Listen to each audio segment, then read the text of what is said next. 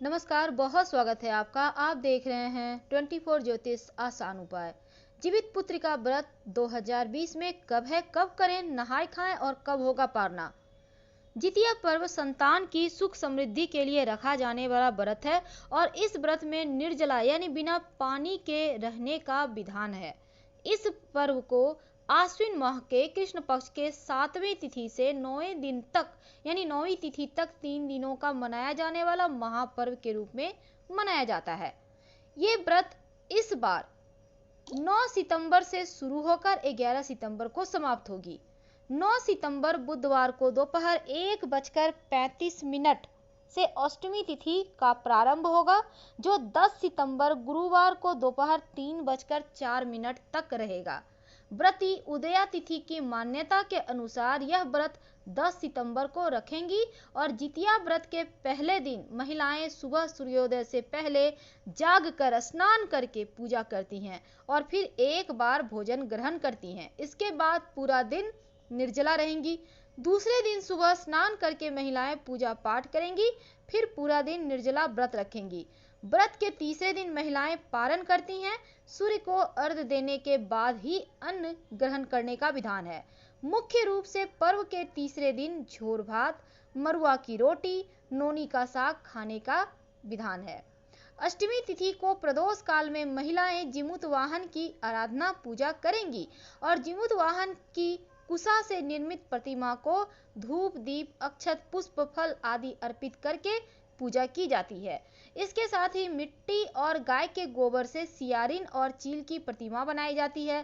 प्रतिमा बन जाने के बाद उनके माथे पर सिंदूर का टीका लगाया जाता है और पूजन समाप्त होने के बाद जीवित पुत्र का व्रत की कथा सुननी चाहिए।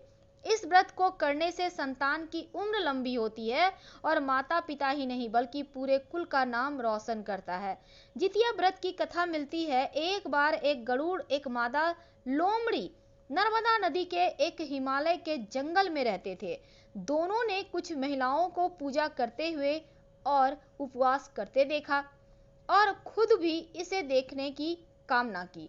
इसके उपवास के दौरान लोमड़ी भूख के कारण बेहोश हो गई और चुपके से भोजन किया। दूसरी ओर चील ने पूरे समर्पण के साथ व्रत किया और उसे पूरा किया। परिणाम स्वरूप लोमड़ी से पैदा हुए सभी बच्चे जन्म के कुछ दिन बाद ही खत्म हो गए और चील की संतान लंबी आयु के लिए धन्य हो गई। अब इस कथा के अनुसार जिमुत वाहन गंधर्व के बुद्धिमान राजा थे और जिमुत वाहन शासक से संतुष्ट नहीं थे। इसके परिणाम स्वरूप जिमुत वाहन ने अपने भाइयों को अपने राज्य की सभी जिम्मेदारियां दी और अपने पिता की सेवा के लिए जंगल चले गए। एक दिन जंगल में भटकते हुए उन्हें एक बुढ़िया विलाप करती हुई मिलती है। उन्होंने बुढ़िया के रोने का कारण पूछा तो इस पर उसने बताया कि वह सांप नागवंशी के परिवार से है और उसका एक ही बेटा है। एक शपथ के रूप में हर दिन एक सांप पक्षीराज गरुड़ को चढ़ाया जाता है और उस दिन उसके बेटे का नंबर था। उसकी समस्या सुनने के बाद जिमुतवाहन ने उन्हें आश्वासन दिया कि वह उसके बेटे को जीवित लाकर वापस करेंगे।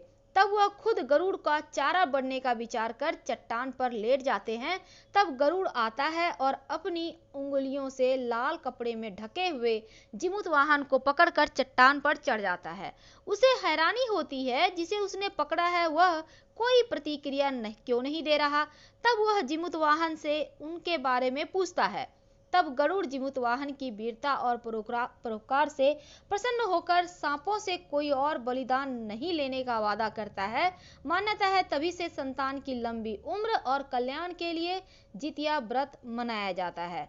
हर हर महादेव।